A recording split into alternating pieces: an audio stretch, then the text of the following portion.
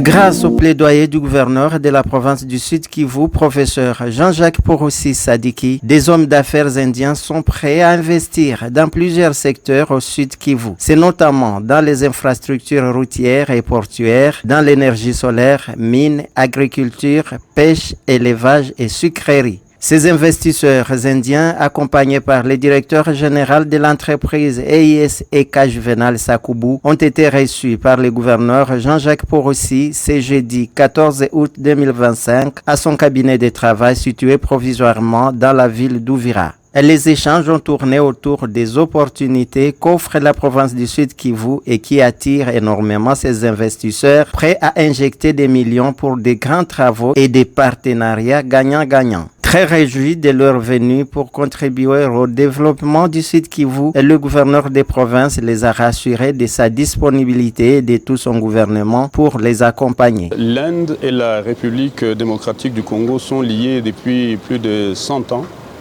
Les relations sont très bonnes et depuis que le président de la République, Félix Antoine Tshisekedi Tshilombo, est venu au pouvoir démocratiquement élu en 2019 jusqu'à aujourd'hui, il a relancé les relations diplomatiques internationales avec la RDC. C'est comme ça que l'Inde est un partenaire de développement très avancé. Comme vous savez, il y a beaucoup de projets que les Indiens développent au niveau de Kinshasa. Et nous avons fait un plaidoyer pour les amener aussi au niveau du Sud Kivu. Et voilà, cette très forte délégation indienne vient avec des projets, des investissements dans le domaine des routes, des ports, des aéroports. Nous avons le spécialiste du sucre ici, c'est eux qui construisent des machines pour des sucreries et donc ils sont venus intéressés par la sucrerie de Kiliba. Nous avons ceux qui sont venus dans le domaine de l'énergie solaire, production de l'énergie mais aussi la construction des barrages hydroélectriques et nous allons leur montrer des terres et des terrains sur lesquels ils peuvent construire des sites pour la production de l'énergie solaire. Avec la délégation indienne et sous la conduite du directeur général de l'entreprise EIS-EK qui construit les tronçons routiers allant du rond-point Kavimvira jusqu'au port public de Kalundu sur la RN5, le gouverneur Jean-Jacques Poroussi a visité ces grands chantiers jusqu'à la carrière de Kabimba où sont extraits les matériaux de construction et où installer l'usine qui va produire les bitumes. Le gouverneur des provinces exprime sa satisfaction.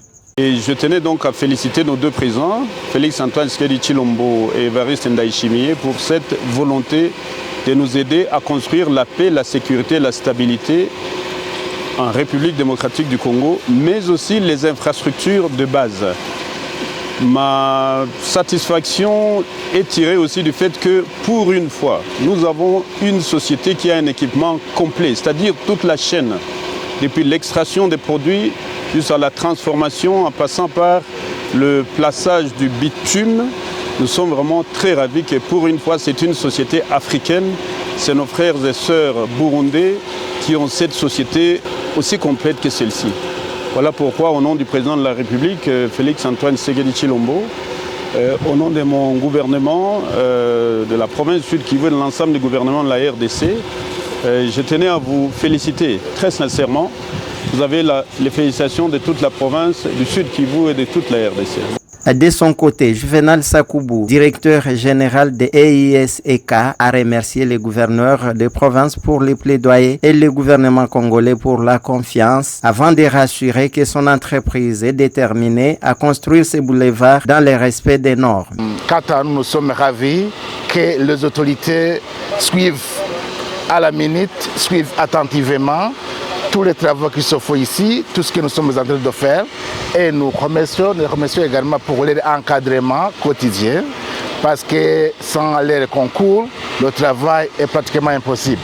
Après Kabimba, le gouverneur des provinces a fait visiter à ses hôtes les ports publics de Kalundu, deuxième port du pays, mais qui nécessite la modernisation. Les investisseurs indiens ont manifesté leur intérêt dans ce secteur des infrastructures et ont promis venir investir au Sud Kivu. La dernière étape a été cette réunion avec les membres de la Fédération des entreprises du Congo, FEC Uvira Fizi, et les investisseurs indiens autour du gouverneur des provinces pour échanger sur les opportunités d'affaires et les projets de développement prioritaires.